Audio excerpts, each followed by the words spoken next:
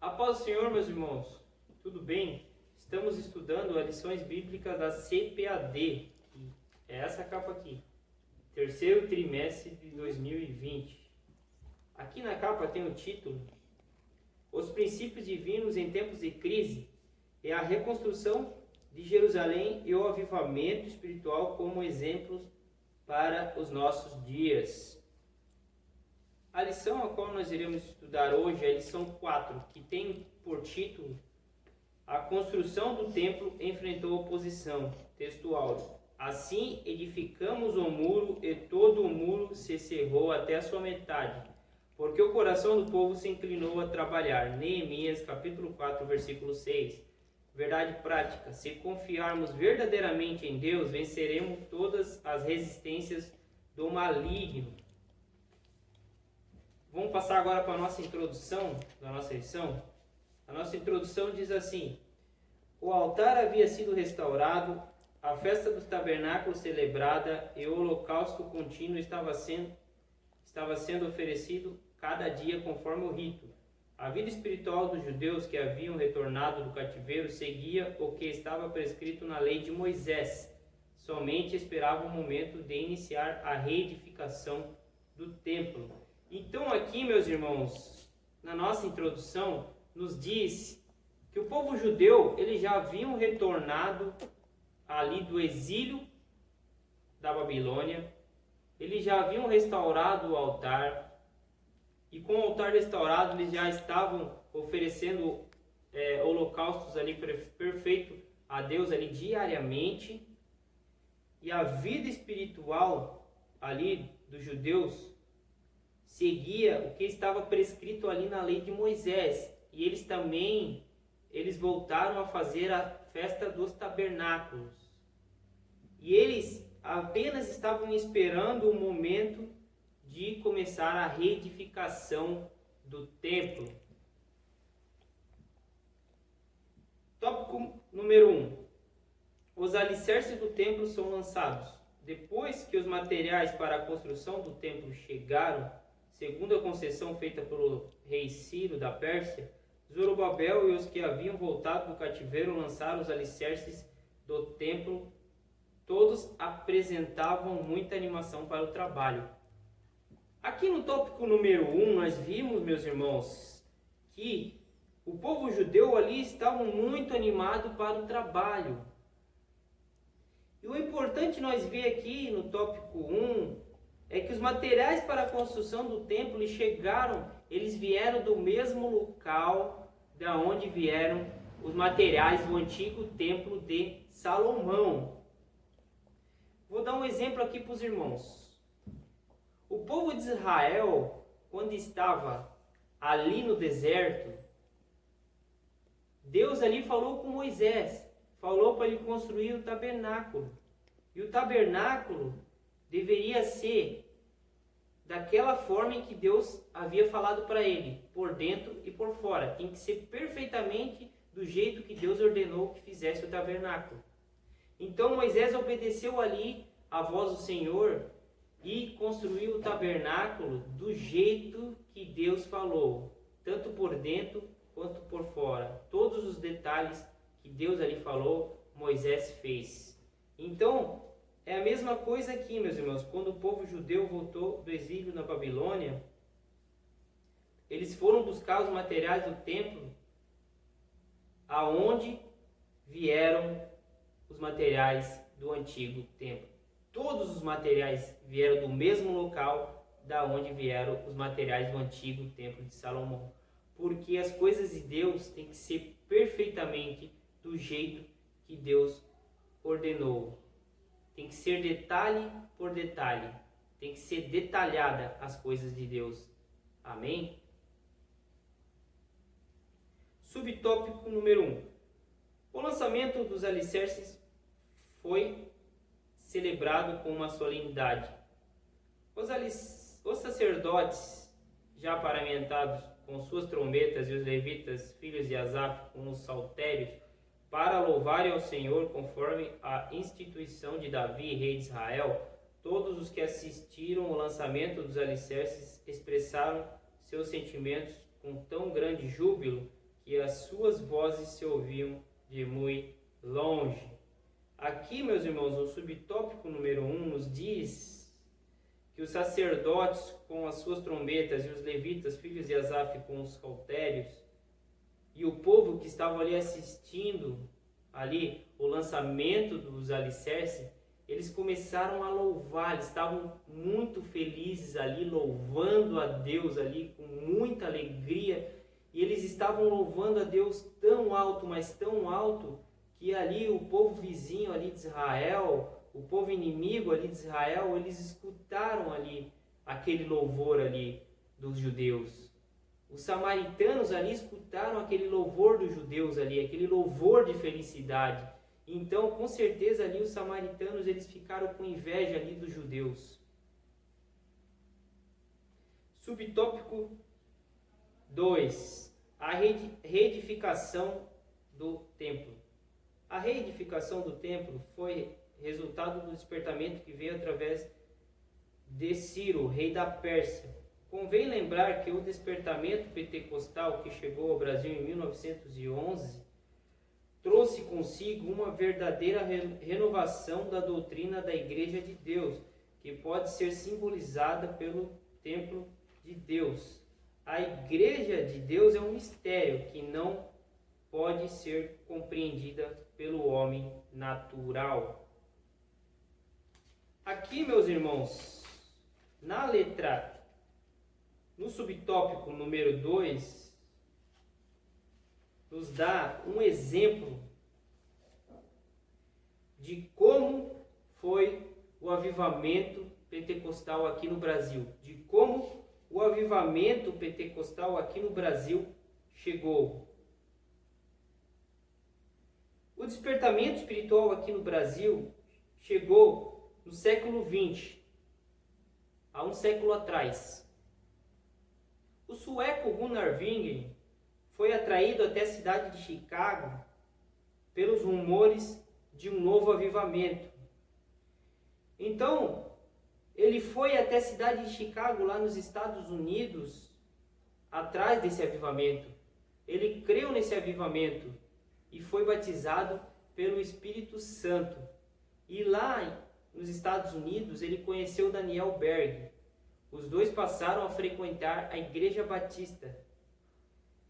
E depois de um tempo, os dois estavam orando ao Senhor e o Espírito Santo se apresentou ali para eles e falou com eles ali naquele momento. O Espírito Santo de Deus, ele falou para eles levar aquele avivamento para um lugar chamado Pará. Sim, Pará, meus irmãos, o estado aqui do Brasil. Então, eles obedeceram à voz ali do Espírito Santo e os dois desembarcaram aqui no Brasil em 1910. Desembarcaram mais precisamente ali no estado do Pará. Em 1911, teve a primeira pessoa batizada com o Espírito Santo aqui no Brasil. Então ali, meus irmãos, começou um avivamento pentecostal aqui no Brasil, em 1911, ali no estado do Pará, na cidade de Belém. E então, meus irmãos, estamos vendo aqui que o avivamento espiritual aconteceu no Brasil em 1911 e pelo fundador Gunnar Wingren. Ele é o fundador aqui, meus irmãos, do avivamento pentecostal aqui no Brasil. Letra A. O Espírito Santo quer salientar em Jesus, em pessoa, quer edificar a sua igreja. Ele o faz conforme a palavra de Deus. Então aqui na letra A, o Espírito Santo quer nos edificar como igreja. Amém? Letra B, o Espírito Santo quer gerar um sentimento de reverência pela igreja do Senhor, que é a morada de Deus. A palavra reverência, meus irmãos, quer dizer reverenciar considerar ou respeitar aquilo que é sagrado. Então aqui na letra B, o Espírito Santo quer gerar em nós uma reverência pela sua casa. Ele quer gerar em nós uma reverência pela igreja. Amém? Na letra C, o Espírito Santo quer adestrar a igreja para que ela seja usada como instrumento na ação de Deus aqui na terra. Deus tem um trabalho para cada servo seu, na grande obra de evangelização pelo mundo. Aqui na letra C, o Espírito Santo ele quer nos adestrar, ele quer nos ensinar, para que nós sejamos usados como instrumento para ir por todo o mundo e pregar o Evangelho a toda a criatura. Amém? Tópico número 2. Os samaritanos opõem-se à construção do templo. Entre os moradores da terra estavam os samaritanos. Quando Nabucodonosor levou o reino de Judá cativo para a Babilônia, os samaritanos passaram a morar na terra. Estes eram descendentes de uma mistura de gente que o rei da Assíria tinha deslocado para as cidades de Samaria. Depois de ele ter levado as 10 tribos do reino do norte em cativo para a Síria, esse povo eram pagãos que haviam sido ensinados acerca do Deus de Israel. Assim os samaritanos continuavam servindo aos seus deuses, mas também temiam ao Senhor. Aqui no tópico número 1, no tópico número 2 aqui, no subtópico número 1, nos diz que entre os moradores aqui da terra existia um samaritano. E esse samaritano era um povo misturado de israelitas com outros povos da terra e também com assírios. Logo após, meus irmãos, a morte do rei Salomão, Israel foi dividida em duas partes. Reino do Norte, com 10 tribos, na qual o rei foi Jeroboão e a capital foi Samaria. E Reino do Sul, com 2 tribos, e o rei ali foi Roboão, filho do rei Salomão. E a capital ali do Reino do Sul foi Judá. Logo após um tempo, meus irmãos, a Assíria atacou ali o Reino do Norte.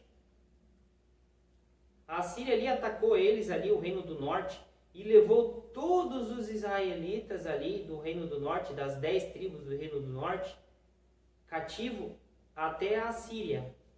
E lá na Assíria, esses israelitas ali, eles se misturaram com outros povos da terra e também com os assírios. E ali, com essa mistura de raças ali, formou o povo samaritano. E logo após essa mistura de raça, o rei da Assíria deslocou de novo aquele pessoal que já eram samaritanos até Israel de novo. E nós vimos também, meus irmãos, que o Reino do Sul, aqui no contexto da nossa lição, que o Reino do Sul também foi levado cativo. Mas nesta vez, o Reino do Sul ele foi levado cativo pela Babilônia, através do rei Nabucodonosor. O rei Nabucodonosor levou ali o Reino do Sul, Judá, cativo para a Babilônia. E depois que o rei Nabucodonosor levou o Reino do Sul cativo lá para a Babilônia, aqueles samaritanos que estavam ali no Reino do Norte, eles passaram a descer ali, a morar ali no Reino do Sul. Amém? Esses samaritanos, meus irmãos, eles temiam a Deus Israel. Só que o problema deles é que eles tinham outros deuses. Não era apenas Deus Israel, o nosso Deus que eles temiam. Eles temiam também outros deuses. Eles tinham outros ídolos. Amém? Os samaritanos, eles tinham outros ídolos também, além de temer o Deus Israel. Subtópico número 2. Os samaritanos tentam frustrar a construção do templo. A maldade dos samaritanos levou-os a enviar uma carta ao rei da Pérsia contendo acusações mentirosas contra os judeus. O rei que recebeu aquela carta não conhecia bem o assunto e mandou parar a obra. Aqui no subtópico número 2, meus irmãos, nós vemos a primeira oposição que a construção do templo enfrentou, através ali da maldade dos samaritanos. Como nós vimos lá no começo da lição, os judeus ali que estavam presenciando ali o lançamento dos alicerces, e os sacerdotes com as trombetas, e os filhos de Asaf com os saltérios, eles louvavam a Deus tão alto que o povo ali inimigo, o povo samaritano, eles escutaram ali aquela felicidade dos judeus. Então o povo samaritano, eles ficaram com inveja e pensaram em alguma coisa, em fazer alguma coisa para parar aquela felicidade ali dos judeus. Eles fizeram de tudo ali para frustrar a construção do templo. Então eles pensaram e enviaram uma carta ao então rei da Pérsia, que não era mais o rei Ciro, tá, irmãos? Eles enviaram uma carta ao então rei da Pérsia, contendo ali acusações mentirosas sobre o povo de Deus. E eles diziam ali que aquele povo judeu, eles eram uma ameaça a todos os povos da terra. Então o rei da Pérsia, ele vendo essa carta, ele se sentiu ali ameaçado. Então na hora ali ele ordenou para que parasse a reconstrução ali do templo. Tópico 3. Como se explica a falta de resistência dos judeus? Os judeus deveriam ter ido ao rei da Pérsia para assegurar a construção. Uma ordem dada por uma autoridade superior não pode ser invalidada por uma autoridade inferior. A ordem de construir o templo tinha sido dada pelo Deus do céu através do rei Ciro, a maior autoridade da época, que assinara o decreto da construção do templo. Aqui no primeiro subtópico aqui, meus irmãos, nos diz que os judeus deveriam ter ido até o rei da Pérsia para tentar assegurar ali a construção. Só que eles estavam tão desanimados, meus irmãos, com aquela parada ali da reconstrução do templo, que eles não tiveram mais essa vontade de ir até o rei da Pérsia. Só que, meus irmãos, muitas das vezes é nós mesmos que devemos dar o primeiro passo, para que depois que nós demos o nosso primeiro passo, Deus comece a agir na nossa vida. Então nós às vezes temos que dar o nosso primeiro passo. Aqui para o povo judeu, ali, através da vinda dos judeus do exílio lá da Babilônia, ali Deus já tinha provado que estava com eles ali. E mesmo assim, eles desanimaram. Meus irmãos. Então eles deviam ir até o rei da Pérsia. Mas ali a decepção era tanta pela parada da construção do templo, que eles não tiveram essa coragem. Subtópico número 2. Os judeus deveriam ter recorrido a Deus. Toda a história dos judeus é rica de exemplos de como Deus ajudou o seu povo em tempos difíceis. A própria vinda dos judeus para Jerusalém era uma clara demonstração de que Deus estava neste negócio. Vejamos alguns exemplos da história dos judeus quando foram ajudados pelo Senhor. Então aqui no tópico número 2, nos diz, o subtópico número 2, nos diz que os judeus deveriam ter recorrido a Deus. Por quê? Porque a própria vinda, como nós já falamos, um pouco antes, a própria vinda dos judeus lá do exílio lá da Babilônia, o milagre que Deus fez lá, o despertamento espiritual que Deus fez lá, era a prova de que Deus estava com eles. Então, eles deveriam ter recorrido a Deus. Mas não, eles estavam desanimados. Vamos ver alguns exemplos aqui. de que quando os judeus foram ajudados pelo Senhor.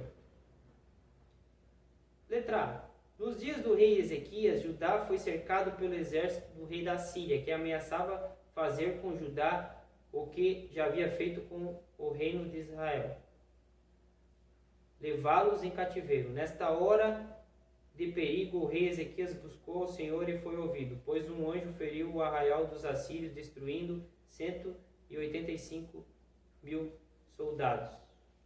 Aqui no exemplo da letra A, meus irmãos, nós vimos que no tempo lá do rei Ezequias, o rei Ezequias foi um rei ali que reinou em Judá, que é o reino do sul ali. No tempo dele, Judá ali foi cercado pelo exército do rei da Síria. O rei da Síria já tinha levado o reino do norte, aquelas 10 tribos lá, cativo lá para a Síria. E ali o rei da Síria cercou ali Judá e ameaçou fazer igualzinho o que eles fizeram lá com o reino do norte, eles faziam com o reino do sul. Levar eles cativo lá para a Síria. Mas nesta hora de perigo, o rei Ezequias, ele buscou ao Senhor, ele clamou ao Senhor ali e ele foi ouvido. Olha só o que o Senhor Deus fez. Ele mandou um anjo que feriu o arraial dos assírios, destruindo 185 mil soldados.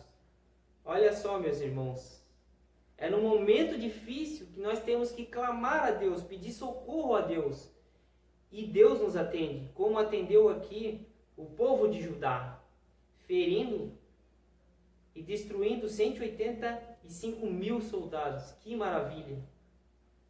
Letra B. Nos dias do rei Josafá, ameaçado pelos amonitas e pelos moabitas, os habitantes de Judá foram convocados pelo rei para pedirem socorro ao Senhor. Deus guerreou por eles e, sem terem que lutar, os inimigos foram desbaratados. Os muitos exemplos da ajuda de Deus no passado deveriam ter inspirado os líderes dos povos à resistência a esta maldade dos inimigos dos judeus. Aqui no exemplo da letra B, no tempo aí do rei Josafá, que também foi um rei que reinou em Judá, o povo ali de Judá eles estavam sendo ameaçados pelos amonitas e pelos moabitas. Então ali o rei Josafá ele reuniu ali todos os judeus para que os judeus ali reunidos eles clamassem a Deus. Então ali o povo judeu começou a clamar a Deus, pedir socorro ao Senhor. E Deus respondeu e guerreou por eles sem ter que eles precisassem que eles guerreassem.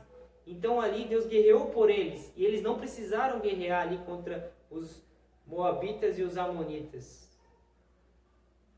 E o que aconteceu ali, meus irmãos? Deus venceu a batalha por eles. Deus guerreou ali e os inimigos foram desbaratados. Amém? Subtópico número 3. O motivo da falta de resistência dos judeus era de ordem espiritual. Letra A. Zorobabel, o chefe político do povo judeu, até então tinha confiado em sua própria força. Quando as suas próprias forças se esgotaram, não teve mais condições de resistir, sentindo-se inteiramente desarmado diante do inimigo. Aqui no exemplo de letra A, meus irmãos, Zorobabel, ele era chefe político ali dos judeus. Ele era um líder ali. Ele liderava ali a reconstrução do templo. Só que, ao invés de Zorobabel primeiro buscar a Deus, confiar a Deus, não, ele confiou nele mesmo. E é aí que está o erro de Zorobabel, ele confiou nele mesmo. O eu dele prevaleceu na vida dele. Então ali, meus irmãos, ele confiou nele mesmo e se viu frustrado pela parada da construção do templo. E suas forças se esgotaram e não teve mais condições de resistir ao inimigo. Amém? Letra B. Josué, o sumo sacerdote e líder religioso do povo, estava com suas vestes manchadas. Esse fato tirou dele toda a autoridade espiritual diante do problema causado pelos inimigos. Ele não tinha fé para buscar da ajuda de Deus, o Todo-Poderoso, uma vez que o mistério da fé é guardado em uma pura consciência. Então nós vimos aqui, meus irmãos, no exemplo da letra B aqui, que Josué era sumo sacerdote, ele era um líder religioso ali para os judeus. Só que Josué, ele estava com as suas vestes manchadas, ele estava mal ali perante Deus. E por esse fato dele estar mal ali perante Deus, com suas vestes manchadas, isso aí tirou dele toda a autoridade espiritual. E com isso ele não teve mais força e fé para buscar a ajuda de Deus. Então, ó, meus irmãos, quando nós estamos numa batalha contra o nosso inimigo, nós devemos primeiro confiar em Deus e depois nós estar com o nosso altar restaurado, com a nossa vida perfeita diante de Deus. Amém? Tópico número 4. A reação dos samaritanos quando os judeus cessaram a obra. Subtópico número 1. A tristeza dos judeus. O povo em geral tinha, desde o início da construção, acompanhado o trabalho com simpatia. Os judeus trabalhavam com muito entusiasmo e com muita união. O povo tinha ouvido falar de que o Deus do céu estava do lado dos judeus, ajudando-os. E agora, onde estava seu Deus? Aqui no subtópico número 1, meus irmãos, fala da tristeza dos judeus.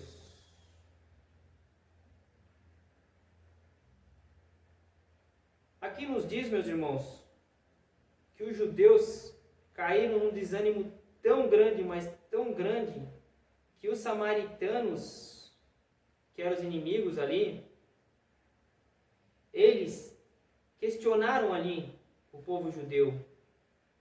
Os samaritanos ali, eles viram que no começo da obra, os judeus estavam todos felizes, regozijando, cantando alegremente. Aí, quando vem a primeira oposição, o povo judeu, ele desanimou, ele parou ali a obra e não tentou mais recomeçar a obra de novo. E os samaritanos ouviram falar que o Deus do céu estava do lado dos judeus, ajudando-os. Então ali os samaritanos, eles vendo aquele povo judeu desanimado ali, eles começaram a questionar o povo judeu. Eles perguntaram, e agora? A obra parou? Onde está seu Deus? Agora que essa obra parou, onde está seu Deus? E nós, irmãos, não é diferente como nós hoje. O inimigo nos ataca de um lado, nos ataca do outro. E quando os nossos inimigos, eles chegam para nós e falam, aonde está o seu Deus? Quando nós estamos num problema, nós estamos numa prova, né? Nós estamos passando ali por uma prova. E nós estamos até um pouco desanimados, mas não devemos cair no desânimo, irmão. Mas no momento que a gente está um pouco desanimado porque a prova está grande, quando os nossos inimigos chegarem na nossa frente e perguntarem assim, e agora? Aonde está seu Deus? Que nós venhamos responder igual no Salmo 115 e versículo 2. Meu Deus está no céu, assentado no trono e faz tudo o que lhe apraz. É assim que nós devemos responder os nossos inimigos que vierem nos questionar. Subtópico número 2. A alegria dos samaritanos. Os inimigos dos judeus regozijavam-se grandemente. Certamente os conselheiros foram parabenizados pela sábia e competente ação. Porém, o gozo dos ímpios é de pouca duração. Aqui no subtópico número 2, nos diz que a alegria ali dos samaritanos, com o desânimo ali, quando eles viram os judeus ali desanimados, os samaritanos ficaram muito felizes, meus irmãos, com a derrota ali dos judeus. Só que aqui, meus irmãos, no subtópico número 2 nos diz que o gozo dos ímpios é de pouca duração. E nós temos aqui 2 exemplos. Na letra A, nos diz: o gozo dos filisteus que haviam prendido Sansão terminou em tragédia. Então aqui na letra A nos diz que a felicidade ali dos filisteus que haviam ali prendido, ali, que haviam derrotado Sansão, terminou em tragédia. Letra B. A alegria dos sacerdotes que alugaram Judas para trair Jesus foi de curta duração. Com a ressurreição de Jesus, seus problemas se agravaram. Então aqui, meus irmãos, na letra B, os sacerdotes, eles fizeram de tudo ali para Judas trair Jesus. Só que a alegria dele, ali, o gozo deles, foi de curta duração, porque Jesus morreu na cruz do Calvário, mas no terceiro dia ele ressuscitou. Então ali foi uma derrota para eles. Subtópico número 3. O desânimo dos judeus. Os judeus que tinham voltado do cativeiro para construir o templo sentiam-se humilhados e tristes, mas passado algum tempo acomodaram-se com a situação e não lutaram pela continuação da construção do templo. Deixaram-se dominar pelo desânimo. O desânimo é uma das mais eficazes armas usadas por Satanás. Lutemos contra o desânimo em nome de Jesus. Aqui, meus irmãos, o subtópico número 3 nos diz que com essa oposição aí dos samaritanos e com essa parada da reconstrução do templo, os judeus se sentiram tristes, humilhados, e dessa tristeza e dessa humilhação veio o desânimo. Então os judeus ali estavam desanimados. E nós, hoje em dia, temos que cuidar com o desânimo, porque o desânimo, como diz aqui na nossa lição, é uma das mais eficazes armas usadas por Satanás contra nós. Então, Satanás pode vir tentar nos desanimar, mas nós temos que continuar firme e forte no nosso caminho até a nossa salvação. Aqui na nossa lição, meus irmãos, não tem conclusão. Mas o que nós podemos tirar como conclusão dessa lição número 4? Nós devemos tirar de conclusão dessa lição que nós não devemos desanimar no meio do caminho. Nós não devemos parar no meio do caminho. Nós não devemos parar quando vem a primeira oposição. Quando o nosso inimigo nos ataca, nós não devemos parar no meio do caminho. E sim, nós devemos lutar contra o nosso inimigo e continuar a nossa caminhada de fé, a nossa caminhada com Cristo. Nós devemos então continuar. Que nós hoje venhamos lutar contra o nosso inimigo e continuar firme e forte na nossa caminhada com Deus até o nosso alvo, que é Jesus Cristo, a nossa salvação. Eu agradeço a todos os irmãos que me acompanharam aqui nessa lição 4 e fiquem todos na paz do nosso Senhor Jesus Cristo. Amém.